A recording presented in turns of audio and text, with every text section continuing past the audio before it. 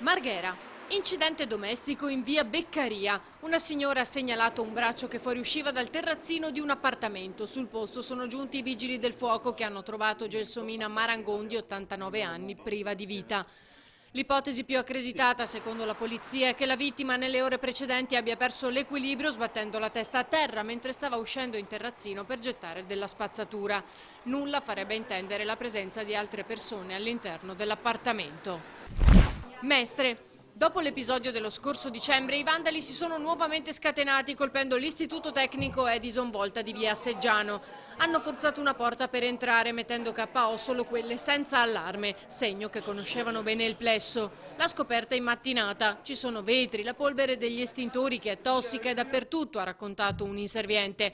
Gli intrusi inoltre hanno rubato 2 teloni e un proiettore. Sul posto sono giunte le volanti della polizia e la scientifica per cercare di individuare eventuali indizi in grado di identificare i colpevoli. Potrebbe anche esserci un collegamento col raid dei mesi scorsi. Marghera. La polizia stava pattugliando la zona della stazione quando ha notato un gruppo di ragazzi, probabilmente tossicodipendenti, che si dirigevano nella città Giardino attraverso il sottopasso ferroviario.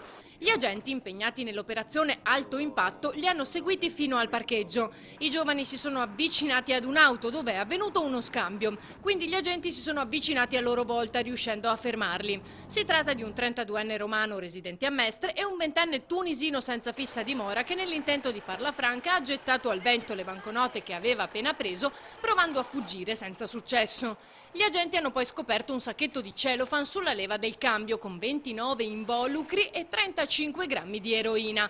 Ma con una perquisizione più approfondita hanno trovato altri 25 involucri contenenti poco più di 54 grammi di droga. Sono stati arrestati.